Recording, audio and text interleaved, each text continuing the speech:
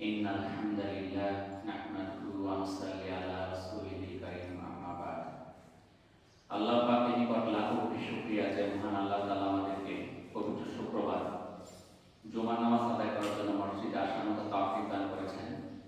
এই জন্য মহান আল্লাহর নিকট শুকরিয়া আদায় করি আলহামদুলিল্লাহ। আজকে জমাতুল ইসলামী মাসে প্রথম শুক্রবার 6 তারিখ। আজকে আলোচ্য বিষয় নির্ধারণ করেছি ভূমিকম্প। ইদানিং খুব ঘন ঘন ভূমিকম্প হচ্ছে, বিশেষ করে গত শুক্রবার 10:38 বাংলাদেশে স্মরণকালে সবচেয়ে বড় যে ভূমিকম্প, আমাদের যারা বয়স্ক লোক তারাও বলতেছে যে না, এরকম ভূমিকম্প এর আগে দেখি নাই। সেই ভূমিকম্পে 10 জন মানুষ মারা গিয়েছে, প্রায় অর্ধসহস্রাধিক মানুষ আহত। এটার উৎপত্তি স্থল ছিল নরসিংদীতে, নরসিংদী, নারায়ণগঞ্জ, ঢাকা। সেখানে অনেক ক্ষতি হয়েছে। এমন একটা জায়গা দেখা গেছে মাটি ভাগ হয়ে গেছে, আপনারা হয়তো টিভির খবরে দেখেছেন। অনেক ঘরবাড়ি ফেটে গিয়েছে। ঢাকাতে একটা 5তলা ভবনের রেলিং ভেঙে মাটিতে পড়ে 3 জন মারা গেছে। অনেক ভবন ফেটে গেছে, অনেক স্কুল কলেজ ভবন অনেক ফেটে গেছে বিভিন্ন জায়গায়। সেখানে আর পড়ার উপযোগী নেই, তাহলে ওই ভবনটা ভেঙে ফেলছে। তো এই যে ভূমিকম্প হচ্ছে, ওই ভূমিকম্পটা হচ্ছে গত শুক্রবার সকাল 10:38। আজকে আগে শুক্রবার, এর মধ্যে আরো 6-7বার ভূমিকম্প হয়েছে, কিন্তু মাত্রাটা কম ছিল। তবে এই ভূমিকম্পটা উৎপত্তি স্থলটা আমাদের বাংলাদেশে। এর আগে যে ভূমিকম্পগুলো হইতো হয়তো মায়ানমারে, ইন্ডিয়াতে, কিন্তু এটার উৎপত্তি স্থল আমাদের বাংলাদেশ। বিভিন্ন গবেষকরা এটা নিঃসঙ্গিত পত্রপত্রিকা খবর এগুলোতে আমরা শুধু ভূমিকম্পতে এটা ভীতিকর একটা অবস্থা, যে মানুষের মধ্যে ভীতির সঞ্চার করতেছে এই ভূমিকম্প। আসলে এই ভূমিকম্প আতঙ্কের কোনো জিনিস না, ভীতির কোনো জিনিস না, এটি হলো সচেতনতার জিনিস। আপনি ভয় পায় লাভ তো নাই। কেউ যদি ভূমিকম্প থেকে ভয় পায় গর্তে লুকায়, বাঁচতে পারবে? আপনি যদি মনে করেন যে না, এই এলাকায় কিছু হিংস্র সাপ আছে, কিছুদিন আগে কিছু সাপ বাইরে হয়েছিল না, রাসেল ভাই মানুষ আতঙ্কিত হয়ে গেছিল, ঘর থেকে বের হয়েছে না সন্ধ্যার পরে, নদী নালা খাল দিয়ে মাছ ধরতে যায় না, এরকম হয়ে গেছিল। কিন্তু আপনি কি যদি মনে করেন যে কালকে ভূমিকম্প হবে, আপনি কোথায় যাবেন? আর ভূমিকম্প যে কালকে হবে তার নিশ্চয়তা নেই। কালকে হতে পারে, 10 বছর পরে হতে পারে, এখনো হতে পারে, এর তো কোনো নিশ্চয়তা নাই। আপনি তো সব কাজকর্ম ফালে রেখে বসে থাকতে পারবেন না। করোনার মতো লকডাউনে 1 বছর বসে থাকবেন? কাজকর্ম আমাদের করতে হবে। তাহলে ভূমিকম্প দেখা আতঙ্কিত হওয়ার কিছু নাই, এখানে সচেতনতার দরকার আছে। সচেতন হইতে হবে। কিভাবে সচেতন? ভূমিকম্প কেন হয়েছিল, কেন ভূমিকম্প হয়, আর ভূমিকম্পে আমাদের করণীয় কি, এই জিনিসগুলো আমাদের জানতে হবে। আমরা যারা বিজ্ঞান ভিত্তিক মানুষ, যারা বিজ্ঞান নিয়ে গবেষণা করি, আমরা বলি পৃথিবীর নিচে টেকটনিক প্লেট আছে, এই প্লেটের মধ্যে ঘর্ষণ হয়, ঘর্ষণে ভূমিকম্প হয়। বুঝলাম, এই টেকটনিক প্লেটকে ঘর্ষণ করার ক্ষমতা কার? মানুষের আছে? তার ক্ষমতা কিন্তু আল্লাহ। সেই প্লেটের সংঘর্ষ আল্লাহর হুকুমে হয়। আল্লাহ চাইলে একটা জাতিকে ধ্বংস করে দিতে পারে। আমরা কিন্তু পবিত্র কোরআনে বেশ কিছু জাতির কথা আমরা জানি, যেগুলোকে আল্লাহ তাআলা সমূলে ধ্বংস করে দিয়েছে। কিসের জন্য? তার অপরাধের জন্য, পাপাচারের জন্য। তাদেরকে এই ভূমিকম্পের মাটির সাথে মিশিয়ে দেওয়া হয়েছে। আর ভূমিকম্পে আমরা আর কি সচেতন হব? ভূমিকম্প হলে আমাদের যে ভবনের ক্ষতি হয়, রাস্তাঘাটের ক্ষতি হয়, এগুলো ক্ষতি যেন কম হয়, এই জন্য আমাদের নিরাপত্তা বিধান মেনে, বিল্ডিং কোড মেনে আমাদের বিল্ডিং করতে হবে। যে বড় বড় যে শহরগুলো আছে হওয়ার জায়গা নেই, এত ঘন, চারপাশে কোনো খোলা জায়গা নাই। মানুষ ভূমিকম্প শুরু হচ্ছে দৌড়ায় দাঁড়াবে, এই দাঁড়ানোর জায়গা নাই। আমি তো মনে করি ঢাকা শহরে ভূমিকম্প শুরু হলে মানুষ বিল্ডিং এ থাকলে যতটুকু মরবে, নামলে আরো বেশি মরবে। এই যতটুকু আহত হয়েছে এগুলো নামতে যায়। ভূমিকম্প 1 ঘন্টা হয় না, ভূমিকম্প হয় কয়েক সেকেন্ড। আপনি কয়েক সেকেন্ডে নামতে পারবেন না, আপনি হুড় হুড় করে কেন করেন? আপনি নিরাপদ জায়গায় ভবনের মধ্যে যেখানে নিরাপদ মনে করেন সেখানে কি আপনি আশ্রয় নেন? খাটের নিচে, টেবিলের নিচে, বিল্ডিং নিচে, এদিকে দাঁড়ান। আপনি তাড়াহুড়ো করে নামবেন, নামার তো সময় পাবেন না। আর যদি নাইমার সামনে এসে দাঁড়াইছে, বিল্ডিং আপনার উপরেই পড়বে। জায়গা কই ঢাকা শহরে কাঁচার বাড়িতে বিল্ডিং পড়ার জায়গা নেই, রাস্তার মধ্যে পড়বে, তাহলে বাইরে গেলেই লাভ নেই। তাহলে আমাদের নিরাপত্তামূলক বিল্ডিং কোড মেনে বিল্ডিং করতে হবে, যেন ভূমিকম্প হলে সেটা আমাদের ক্ষতির পরিমাণ কম হয়, সচেতন হতে হবে। ভূমিকম্প যেন না হয় এই জন্য আমল করতে হবে। তো ভূমিকম্প কিভাবে হবে না? যদি আমরা নেক আমল করি। পবিত্র কোরআনে আল্লাহ তাআলা বলেন, জনপদের অধিবাসীরা কি এতই নির্ভর হয়ে গেছে? সূরা আরাফের 97 নম্বর আয়াতে আল্লাহ তাআলা বলেন, জনপদের অধিবাসীরা কি এতই নির্ভয় হয়ে গেছে যে আমার আযাব নিঝুম রাতে তাদের কাছে আসবে না? যখন তারা গভীর ঘুমে বিভোর হয়ে থাকবে, এত নির্ভয় হয়ে ঘুমাইতেছে। কিন্তু আযাব যে আসবে এটা তো নিশ্চিত। বান্দার অপরাধ ক্ষমা প্রসঙ্গে আল্লাহ তাআলা বলেন, যে বিপদ আপদে তোমাদের উপর আসুক না কেন তা তো তোমাদের নিজেদের হাতের কামাই, আর আল্লাহ তোমাদের অনেক অপরাধ ক্ষমা করে দেন। সূরা শুআরা 30 নম্বর আয়াত। এই যে বিপর্যয়গুলো আসে তো আমাদের হাতের কামাই, আমাদের হাতের দ্বারা, মুখের দ্বারা, কথার দ্বারা, কাজের দ্বারা যে অপকর্মগুলো হচ্ছে তার শাস্তি হচ্ছে ভূমিকম্প। প্রাকৃতিক বিপর্যয়, বন্যা, জলোচ্ছ্বাস, অতিবৃষ্টি, অনাবৃষ্টি, খরা। ভূমিকম্প সম্পর্কে রাসূলুল্লাহ সাল্লাল্লাহু আলাইহি সাল্লাম বলেন, এই উম্মত ভূমিকম্প, বিকৃতি এবং পাথর বর্ষণের মুখোমুখি হবে। একজন সাহাবী জিজ্ঞাসা করলেন, ইয়া রাসূলুল্লাহ, কখন সেটা হবে? আল্লাহ রাসূল বললেন, যখন গায়িকা এবং বাদ্যযন্ত্রের প্রকাশ ঘটবে এবং মদ পানে সয়লাব হয়ে যাবে। 3,2212 নম্বর হাদিস। তাই কখন ভূমিকম্প হবে, কখন বিকৃতি হবে, কখন পাথর বর্ষণ হবে, এই সম্পর্কে আল্লাহ রাসূল উত্তর দিলেন, যখন গায়িকা বাদ্যযন্ত্র প্রচার প্রসার বেড়ে যাবে। এখন গায়িকার অভাব আছে? আগের যুগে গায়কের নাম আপনারা বলতে পারছেন, বাংলাদেশে 4-5টা গায়ক আছে। এখন যে কত লক্ষ আছে, কয়টার নাম মনে রাখবেন? মোবাইল খুললে গায়কের অভাব নাই, ফেসবুক, ইউটিউব, কত গায়িকা, হিসাব ছাড়া। বাদ্যযন্ত্রের অভাব নাই, কত রকম বাদ্যযন্ত্র বের হয়েছে। আগে একতারা দুইতারা ছিল, কত যন্ত্রপাতি বের হয়েছে, হিসাব আছে? মদ্যপানে সয়লাব হয়ে যাবে। তো মদ্যপান মাদক দ্রব্য এখন কত নামে মানুষ খেয়েছে, ইয়াবা, ফেন্সিডিল, গাঁজা, কত নাম, সয়লাব হয়ে গেছে। আর আল্লাহ রাসূল বলেছে এগুলো যখন বেড়ে যাবে তখন কিয়ামত হবে। তাহলে আর কি ভুল বললাম, কি হবে? ভূমিকম্প হবে। তাহলে ভূমিকম্প থেকে বাঁচতে চাইলে আমাদের এই কাজগুলো বন্ধ করতে হবে, নয়তো ভূমিকম্প তো আসবেই। ভূমিকম্প কিয়ামতের একটা আলামত। কিয়ামত যতই ঘনিয়ে আসবে ভূমিকম্পের পরিমাণ ততই বাড়বে। যতই কিয়ামত কাছে আসবে ভূমিকম্পের পরিমাণ ততই কি হবে? বাড়বে। ফেরার উপায় নাই। আবু ইয়ামান রাহিমাহুল্লাহ আবু হুরায়রা রাদিয়াল্লাহু তাআলা আনহু থেকে বর্ণিত, তিনি বলেন, নবী করিম সাল্লাল্লাহু আলাইহি সাল্লাম বলেছেন, কিয়ামত কায়েম হবে না যে পর্যন্ত না এলেম উঠিয়ে নেওয়া হবে, অধিক পরিমাণ ভূমিকম্প হবে, সময় সংকুচিত হয়ে আসবে, ফিতনা প্রকাশ পাবে, হারাস বৃদ্ধি পাবে। হারাস কি? খুব খারাপ।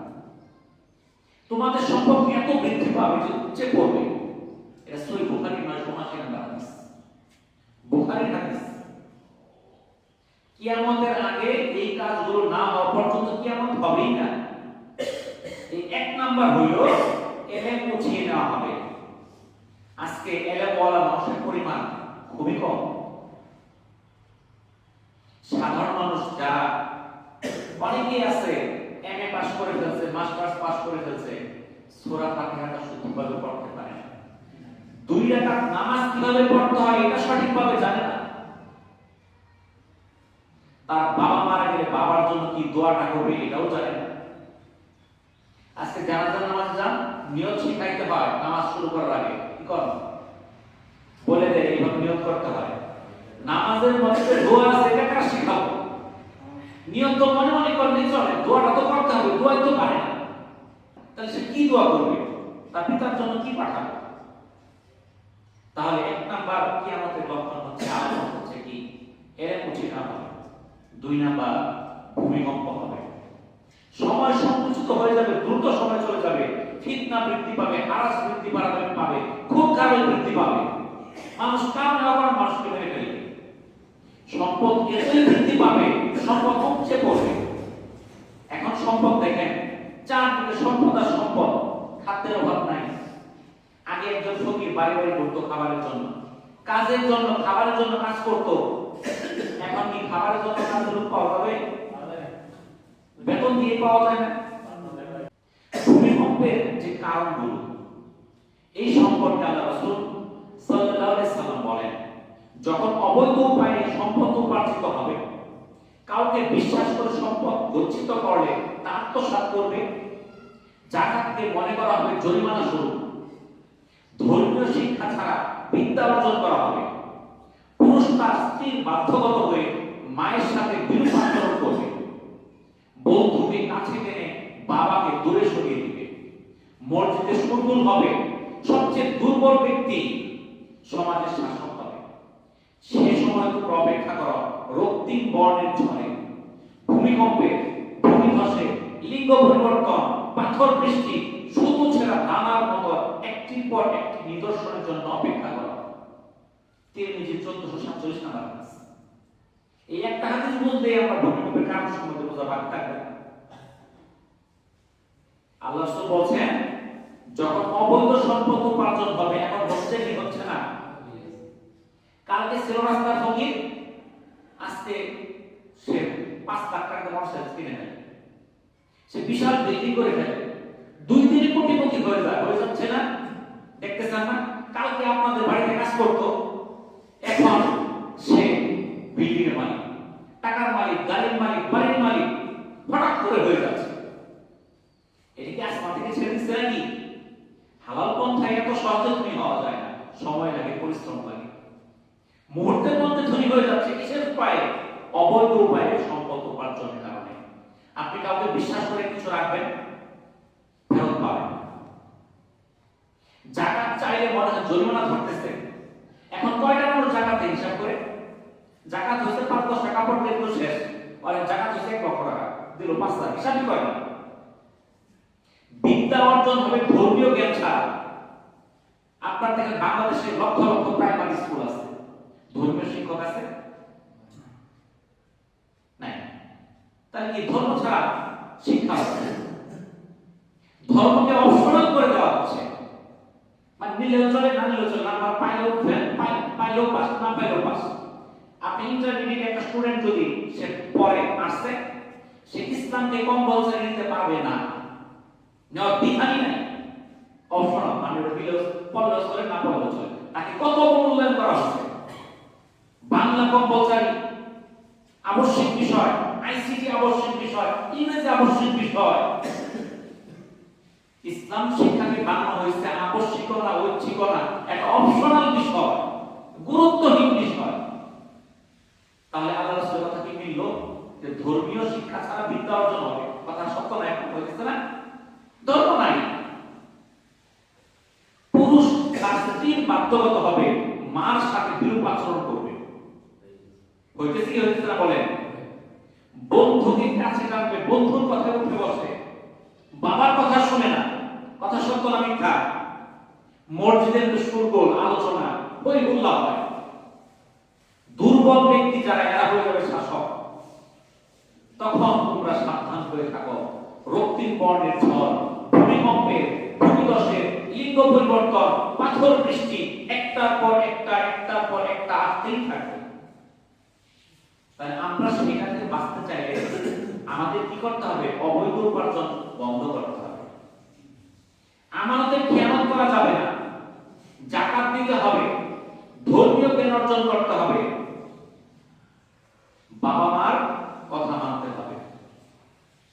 তাহলে তো আমাদের কাছে এই যে বিপদগুলো এগুলো আসবে না। আর যদি করি, এই কাজগুলোই করি, বিপদ আসবে, এটা আল্লাহ রাসূল বলে দিয়ে গেছে, কিন্তু আমরা সতর্ক হই না। পবিত্র কোরআনে আল্লাহ তাআলা এই যে আল্লাহর নির্দেশিত পথ সেটা অনুসরণ না করলে কি হবে এই সম্বন্ধে বিভিন্ন জাতির ইতিহাস বর্ণনা করে দিয়েছে। কেন বর্ণনা করছে? আগের জাতি ধ্বংস হয়েছে কেন বর্ণনা করলো? বর্ণনা এই জন্য করছে যেন আমরা সেটা থেকে সতর্ক হয়ে যাই, আমরা যেন ওই কাজ না করি। কিন্তু আজকে দেখা যায় যেই কারণে আগের জাতিটা ধ্বংস হয়েছে আমরা ওই কাজ করতেছি। ওই কাজকে প্রমোট করার জন্য ইহুদি নাসারা চারদিকে লেগে আছে। এরকম বেশ কয়েকটা জাতির কথা কোরআনে বর্ণিত আছে। জুমার দিন সংক্ষিপ্ত আলোচনা আমি সবগুলো শেষ করতে পারবো না, যে কয়টা নির্ধারিত টাইমের মধ্যে শেষ হয় এই কয়টা আলোচনা করার চেষ্টা করব ইনশাআল্লাহ। আপনারা জানেন লূত আলাইহিস সালামের যে কওম ছিল, সামুদ জাতি ছিল, তারা ধ্বংস হয়েছিল। ভূমিকম্পে মাটির সঙ্গে মিশিয়ে দেওয়া হয়েছিল। কি কারণে? তারা বিকৃত পাপাচারে লিপ্ত হয়ে গেছিল। ইরাক এবং ফিলিস্তিন এর মধ্যবর্তী একটা জাতি, যেখানে এই সামুদ জাতির অবস্থান ছিল, সেই শহরের নাম ছিল সাদুম নগরী। এই সাদুম নগরী ছিল সবুজ শ্যামল নগরী। এখানে পর্যাপ্ত পানি ছিল, ভূমি ছিল অত্যন্ত উর্বর, শস্যে ভরপুর। এই প্রাচুর্যময় জীবনযাত্রা বেপরোয়া করে তোলে তাদেরকে। শুধু তাই নয়, পৃথিবীতে তাদের মধ্যে সর্বপ্রথম সমকামিতার প্রবণতা দেখা যায়, যেটা ইসলামের দৃষ্টিতে নিষিদ্ধ, হারাম। সমকামিতা কি? বিয়ে করে পুরুষে পুরুষে, নারী নারী। বর্তমানে কি এটা চালু হয়েছে কি হইতেছে না? এটা বিভিন্ন ইহুদি নাসারাদের দেশে এটা চালু হয়েছে। আমাদের দেশে চালু করার জন্য তারা আন্দোলন করতেছে। এটা বিভিন্ন সংসদে বৈধতা দিতেছে। পুরুষের পুরুষে বিয়ে, স্ত্রী নারী নারী বিয়ে, এটাকে বিভিন্ন সংসদ বৈধতা দিতেছে। তার এই কর্মের জন্য লূত আলাইহিস সালামের যে কওম ছিল সামুদ জাতি, তাদেরকে মাটিতে মিশিয়ে দেওয়া হয়েছিল। কিন্তু আজকে আমাদের মধ্যে কেউ কেউ এটাতে আবার যুক্ত হয়েছে। সেই সমকামিতার কারণে একদিন আল্লাহ তাআলা সেই সামুদ জাতির উপর আযাব নাযিল করেন।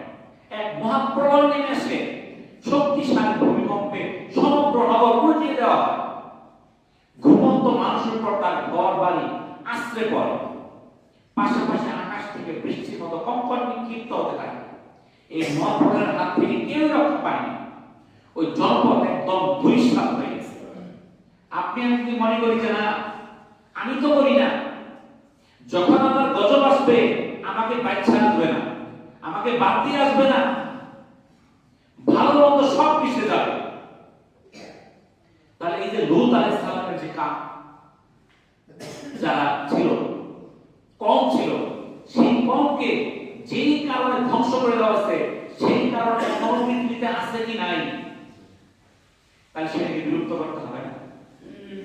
আপনারা জানেন সালেহ আলাইহিস সালামের সামুদ জাতি, এটাও কোরআনে বর্ণিত আছে। একটা হলো লূত আলাইহিস সালামের সামুদ জাতি, এরা ধ্বংস হয়ে গেছে। দুই নাম্বার সালেহ আলাইহিস সালামের সামুদ জাতি, এরাও ধ্বংস হয়ে গেছে। এদের শিল্প সংস্কৃতি বিশ্বের মধ্যে সেরা ছিল, অপ্রতিদ্বন্দ্বী ছিল, তারা সমৃদ্ধ একটা জাতি ছিল।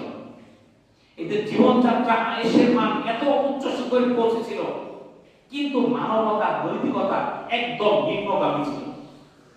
এরা উন্মুক্ত বিশাল বিশাল পাথরের পাহাড়কে কারুকার্য করে তার প্রাসাদ তৈরি করত। অপরদিকে তার কুফর, শিরক, অপরদিকে তারা কি ছড়াইতো? কুফর, শিরক, পৌত্তলিকতার প্রসার ঘটাইত। অন্যায় এবং অবিচারে জর্জরিত করে তারা ছিল। সমাজের চরিত্রহীন লোকেরা নেতৃত্ব দিত। এখন আছে কি নাই? হযরত সালেহ আলাইহিস সালাম সেই সত্যের দাওয়াত ছিলেন, সালেহ আলাইহিস সালাম তাদেরকে সত্যের পথে দাওয়াত দিয়েছিলেন, তাতে নিম্ন শ্রেণীর লোকেরা, গরিব লোকেরা সাড়া দিয়েছিল। কিন্তু যারা ধনী লোক, ওরা কার কথা শুনে? সম্পদের অভাব নাই, টাকার অভাব নাই, বিত্ত বৈভবের অভাব নাই। হিজর ছিল সামুদ জাতির কেন্দ্রীয় আবাসস্থল, তাদের যে সেন্টার রাজধানী ছিল হিজর। এই ধ্বংসাবশেষ মদিনার উত্তর পশ্চিম অবস্থিত, মদিনা থেকে উত্তর পশ্চিমে, বর্তমানে আল-কোলা থেকে কয়েক মাইল ব্যবধানে। মদিনা থেকে একটা দূরবর্তী জায়গার নাম হলো আল-কোলা। এই আল-কোলা শহর বর্তমানে সৌদি সরকার এমন ভাবে সাজাইছে পর্যটকদের জন্য, এমন ব্যয়বহুল, যেখানে মানুষ আগে যাইতো না, ভয়ে যাইতো না। সেখানে আগে সরকার যারা তাদের কাউকে ঢুকতে দিত না। কেন ঢুকতে দিত না? সেইখানে কি হয়েছিল? আল্লাহর গজব এসেছিল। গজবের স্থানগুলোতে আল্লাহ রাসূল যাইতে নিষেধ করতে, তোমরা যাও না। আর এখন সেগুলোকে পর্যটক নগরী বানানো হয়েছে। মানুষ দেখতে যায়, ভ্রমণ করে, যায় সেখানে আনন্দ করে।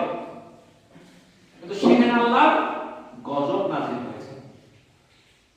সালেহ আলাইহিস সালাম সারা জীবন, তার জীবনের সারাটা সময় মানুষকে দ্বীনের পথে আনার জন্য চেষ্টা করেছেন। এতে অল্প কিছু সঙ্গী সাথী তার কথা শুনেছে, বাকিরা অবাধ্য থেকে যায়। এক পর্যায়ে ওই অবাধ্য লোকেরা সেই হযরত সালেহ আলাইহিস সালামকে বলে, আপনি যদি সত্য নবী হয়ে থাকেন, তাহলে আমাদের কাতেবা নামক পাথরময় পাহাড়ের ভেতর থেকে একটি 10 মাসের গর্ভবতী সবল ও স্বাস্থ্যবতী মাটি বের করে দেখা। আমি যে আসল নবী হন, এই পাথরের পাহাড় থেকে একটা গর্ভবতী 10 মাসের গর্ভবতী সবল সুস্থ উট বের করে দেখা, তাহলে বুঝবো আপনি আসল নবী। বুঝেছেন? যদি আপনি আনতে পারেন, তাহলে আমি আপনার উপর, আমরা আপনার উপর কি করবো? ঈমান আনবো। তখন এটা ঘোষণা দেব তারা সালেহ আলাইহিস সালামের কওমেরা। এটা তো কোরআনের মধ্যে ঘটনা বর্ণিত আছে, এটা কি ছাকাই না। কিন্তু তখন হযরত সালেহ আলাইহিস সালাম কি করলেন? আল্লাহর কাছে দোয়া করলেন যে হে আল্লাহ, তুমি এটা বের করে দাও, তাহলে এরা ঈমান আনবে। তো আল্লাহর হুকুমে, আল্লাহর কুদরতে পাহাড় থেকে সেই মাটি উঠ বের হয়ে আসে। যখন বের হয়ে আসলো, কিছু মানুষ ঈমান আনলো, কিন্তু তাদের যারা সরকার ছিল, লিডার ছিল, তারা ঈমান আনলো না, বরং তারা সেই মাটি উঠকে হত্যা করে ফেললো। এতে সালেহ আলাইহিস সালামের উপর এবং সেই জাতির উপর, সালেহ আলাইহিস সালামের জাতির উপর, কওমের উপর আল্লাহর আযাব নেমে আসে। তিনি সতর্ক করে দেন, 3 দিন পরে আল্লাহর আযাব তোমাদের জন্য অবধারিত, তোমাদেরকে ধ্বংস করে দিবে। নির্ধারিত সময়ে আসমানি আযাব এসে সেই অবিশ্বাসীদের চিরতরে নিশ্চিহ্ন করে দেয়। এরশাদ হয়েছে, তারপর সীমা লঙ্ঘনকারীদের মহান আঘাত করে, ফলে তারা নিজ নিজ গৃহে উপর হয়ে পড়ে থাকে, ধ্বংস হয়ে যায়, যেন তারা এখানে কখনোই বসবাস করেনি। উদ্ভূত সামুদ জাতির প্রতি হযরত সালেহ আলাইহিস সালামের হুঁশিয়ারি সত্য বাস্তবায়িত হয়েছিল। হঠাৎ একদিন প্রচন্ড শব্দে, ভূমিকম্পে তার নাস্তানাবুদ করে দেয়। বজ্রপাতের ভয়ঙ্কর শব্দে মানুষ ভীত সন্ত্রস্ত হয় এবং আতঙ্কিত হয়ে যায়। অবশেষে তাদের মৃত্যু ঘটে। তাদের অপকর্মের কারণে তাদেরও কি হয়েছিল? এই ভূমিকম্পের মাটির সঙ্গে তারা মিশে গিয়েছে। মাদাইন একটা জাতি, এই জাতির ঘটনা আল্লাহ তাআলা কোরআনে বর্ণনা করেছেন আমাদের শিক্ষার জন্য, হিদায়াতের জন্য। হযরত শুআয়ব আলাইহিস সালাম প্রেরিত হয়েছিলেন মাদাইন সম্প্রদায়ের কাছে। সৌদি আরবের উত্তর পশ্চিমাঞ্চলে তাবুক, এই তাবুক থেকে মাদাইনের দূরত্ব 170 কিলোমিটার। আল্লাহর সঙ্গে শিরক ও কুফরি করা ছাড়াও সেই কওমের লোকেরা কি করত? ওজনে কম দিত। কারণ দেখি দেয় না, আছে না? তাহলে সেই কওমের লোকরা আল্লাহর সঙ্গে শিরক করত, কুফরি করত, ওজনে কম দিত, রাহাজানি করত, লুটপাট করত, অন্যায় পথে জনগণের মাল ভক্ষণ করত। এখনো কিন্তু করে, ওজনে কম দেওয়ার লোক আছে।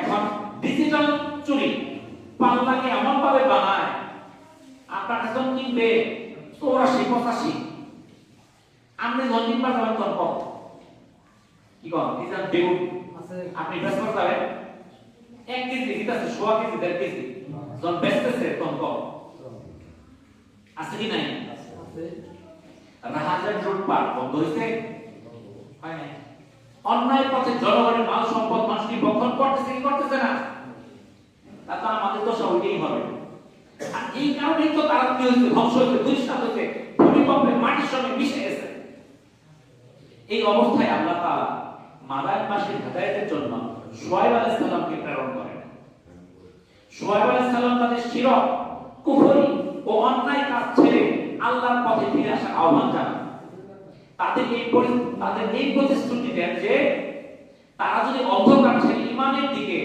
আলোর দিকে প্রত্যাবর্তন করে তাহলে আল্লাহ রাব্বুল আলামিন তাদেরকে অসংখ্য নিয়ামতের ভরপুর করে দিবেন তাদের সুপ্রশস্ত রিজিক দান করবেন আর যদি এটা না করে সে অন্যায় কাজ চালু রাখে তবে তারা দুনিয়া এবং আখিরাতে ভয়ঙ্কর শাস্তির সম্মুখীন হবে পবিত্র কোরআনে ইরশাদ করেন আর মাদায়ানবাসীর প্রতি তাদের ভাই শুআয়বকে পাঠিয়েছিলাম সে বলল হে আমার সম্প্রদায় আল্লাহর ইবাদত করো তিনি ছাড়া তোমাদের আর কোনো উপাস্য নাই আর মাপে ওজনে কম দিও না আজ আমি তোমাদের সমৃদ্ধশালী অবস্থায় দেখছি কিন্তু আমি তোমাদের ব্যাপারে সর্বগ্রাসী দিনের শাস্তির ভয় করছি সূরা হুদের 84 নম্বর আয়াতে আল্লাহ এই কথা স্পষ্ট বলে দেন তাদেরকে সেই মাদায়ানবাসীদেরকে তারা শুআয়ব আলাইহিস সালামের কথা অমান্য করলো তারা তাকে মিথ্যা প্রতিপন্ন করলো ফলে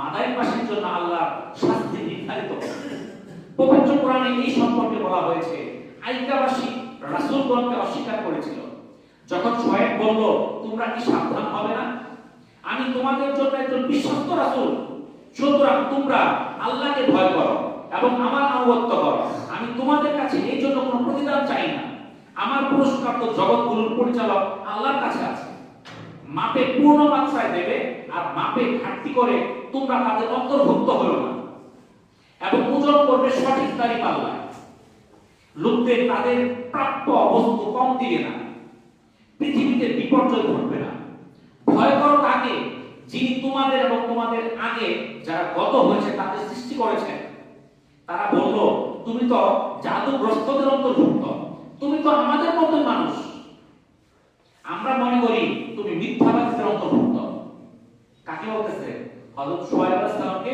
ওর কওমেরা বলতেছে ওর কওমেরা বলতেছে তুমি যদি সত্যবাদী হও তবে আকাশের এক খণ্ড মেঘ আমাদের উপর ফেলে দাও কি বলতেছে তুমি যদি সত্যবাদী হও নবী বলতেছে আকাশের এক খণ্ড মেঘ আমাদের উপর ফেলে দাও সে বলল আমার প্রতিপালক ভালো জানেন তোমরা যা করো অতঃপর তাকে প্রত্যাখ্যান করলো পরে তাদের মেঘাচ্ছন্ন দিনের শাস্তি গ্রাস করলো এটা ছিল ভীষণ দিনের শাস্তি সূরা আশ-শুআরা 176 থেকে 189 নম্বর আয়াতের অর্থটা বলা অর্থাৎ তারা কি করছে আযাব বাইকে নিয়েছে তো ভাবাইতে দেখি পর ঠিকই কিন্তু তাদের উপর আসছে আজ জাতি এরা বিশাল উন্নত ছিল শিল্পকর্মে ছিল জগৎ সেরা সুরম্য অট্টালিকা ছিল তাদের বিশাল বিশাল বাগান ছিল তাদের তৈরি ইরানের মতো অনেক সুন্দর শহর পৃথিবীর আর কোথাও ছিল না তার অঙ্কন শিল্পে ছিল দক্ষ তাদের শিল্প অনেক সারা পৃথিবীর মধ্যে সমান কি ছিল মানুষ প্রশংসিত ছিল কিন্তু এটার কারণে সেই আদরা আল্লাহকে ভুলে গেল তারা বলতে থাকলো তাদের যোগ্যতা দক্ষতা এটা তারা করতে পারছে তারা স্রষ্টাকে অস্বীকার করলো তারা আল্লাহকে ভুলে গেল তার অহংকারী হয়ে উঠলো সত্যিকারের পথ থেকে বিচ্যুত হয়ে পড়ল আর সেই আদ জাতিকে সতর্ক করার জন্য আল্লাহ তাআলা হযরত হুদ আলাইহিস সালামকে প্রেরণ করলেন কোন নবী পাঠালেন হযরত হুদ আলাইহিস সালাম এই হুদ আলাইহিস সালাম তার কওমকে সতর্ক করলো যে এক আল্লাহর ইবাদত করো আল্লাহ তাআলা আদেশ নিষেধ মেনে চলো বরং এটা তারা না মাইনা সেই আদ জাতিরা সে কি করলো ওই আগের যে কওমরা যে কাজ করতে ওইটাই করলো তারা নবীর বিরুদ্ধাচরণ করলো নবীর কথা শুনলো না এটা দেখা গেল প্রচন্ড খরা এত খরা 3 বছর দুর্ভিক্ষের মধ্যে কাটলো কিন্তু তাদের স্বভাব চরিত্রে কোনো পরিবর্তন হলো না। শুরু হলো বিশাল ঝড়। এই ঝড় 7 দিন 8 রাত চলল, ফলে গোটা 8 এলাকা ধ্বংসস্তূপে পরিণত হলো। আল্লাহর রহমতে হযরত হুদ আলাইহিস সালাম এবং তার অনুসারী রক্ষা পেল। তাহলে এই যে যারা আল্লাহর হুকুমগুলোকে মানবে না, তাদের এইভাবে ধ্বংস অনিবার্য।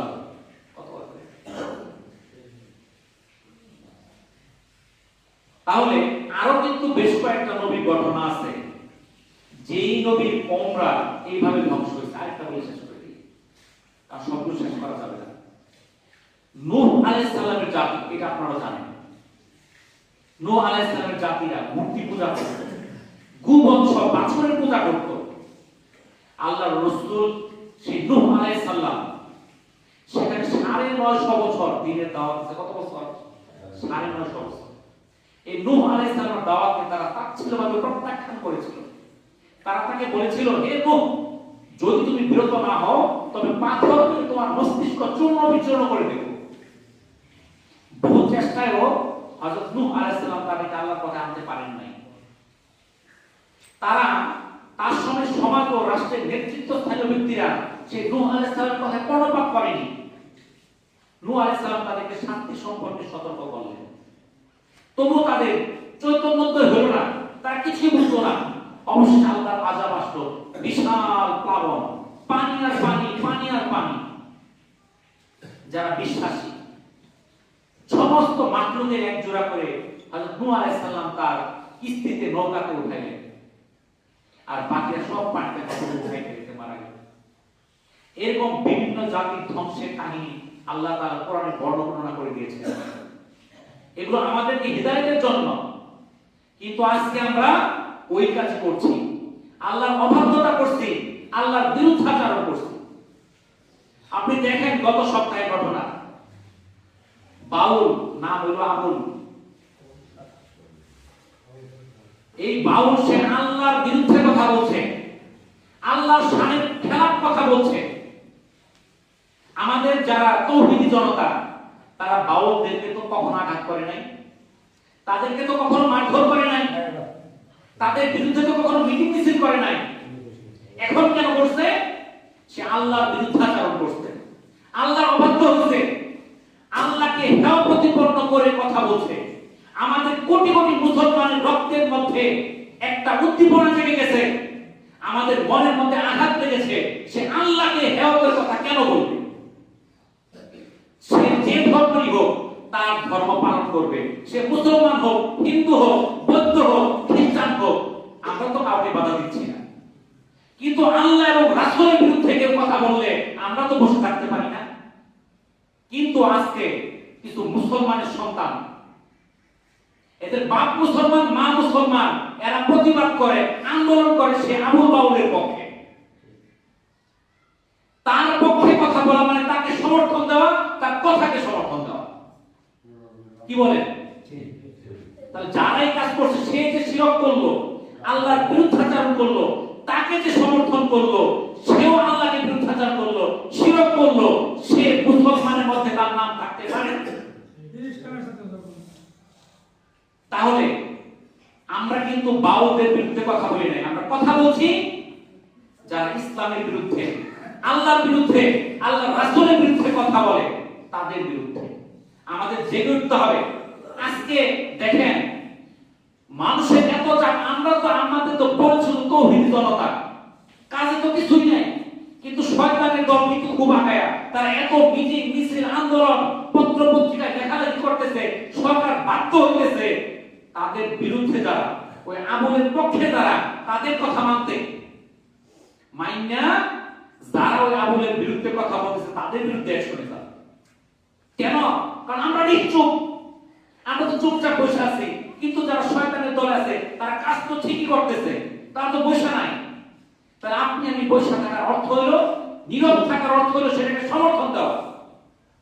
আমাদের মধ্যে কিছু আলেম সমাজও আছে এই বিরুদ্ধে কথা বলে না, বলে পদ থাকবে না, পদ পদবি পাবে না, এই পদ পদবি পাবার আশায় সে মৌনভাবে সেটাকে সম্মতি দিতেছে। চলো নাউজুবিল্লাহ। তাহলে কিসের আমি মুমিন হইলাম? আমার পদের জন্য,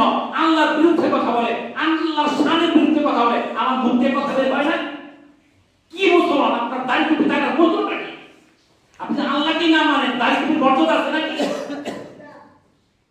তাহলে আমাদেরকে সাবধান হতে হবে। আমাদের ইমানকে টাকার বিনিময়ে কিনে নিতেছে। আমরা এত লোভী হয়ে পড়ছি, আমাদের ইমানের মূল্য না, আমাদের টাকার মূল্য, আমাদের পদের মূল্য, পদবীর মূল্য। এটা থেকে বের হতে না পারলে ইসলাম, মুসলমান কখনো সোজা শক্ত হয়ে দাঁড়াতে পারবে না। পরের কথায় উঠতে হবে, পরের কথায় বসতে হবে। আর এই কাজগুলো যদি আমরা করতে থাকি, এই আজ জাতি, সামুদ জাতি, এদের মতো আমাদের উপর ধ্বংস আসবে। এই সেই ধ্বংসের জন্য আমাদের প্রস্তুত থাকতে হবে। যেই ভূমিকম্প হচ্ছে, সেই ভূমিকম্পে আমাদের ধ্বংস হবে যদি আমরা সেই বিপদগামী রূপে ফিরে না আসি। এটা হলো আমাদের সতর্কতা। ভূমিকম্প থেকে ভয় পায় ঘরে বসে থাকলে লাভ নাই। লাভ হলো কোনটা? ভূমিকম্প যেন না হয় সেই আমল করা, সেই কাজ করা, আল্লাহর দ্বীনকে আঁকড়ে ধরা, আল্লাহর হুকুমকে মেনে নেওয়া। যদি আমরা করতে পারি তাহলে ইনশাআল্লাহ আমরা নিশ্চিত থাকবো আমাদের উপর ভূমিকম্প আসবে না। আর ওই কাজ করব, আল্লাহর বিরুদ্ধাচরণ করব, অবশ্যই ভূমিকম্প আসবে, আপনাকে কেউ বাঁচাতে পারবে না। এই জন্য আমরা আল্লাহর কাছে তওবা করি, যা করছে আল্লাহ তাআলা আমাদেরকে মাফ করে দাও। আল্লাহর বিরুদ্ধাচরণ করব না, শিরকি কথা শুনবো না। সেই আমর মাওর কি এক আসামি ওর সামনে যারা বইবে এটা শুনতো আর মার খাওয়া দিত, হাতালি দিত, ওরা একটা আসামি না? ওরাও তো ওটাকে সমর্থন করতে। আমরা যে এই সকল মন্দ কাজে সমর্থন না যোগাই, আল্লাহ তাআলা আমাদেরকে হেফাজত করুন। ওয়া আখিরু দাওয়ানা আলহামদুলিল্লাহি রাব্বিল আলামিন। আসসালামু আলাইকুম ওয়া রাহমাতুল্লাহি ওয়া বারাকাতুহু।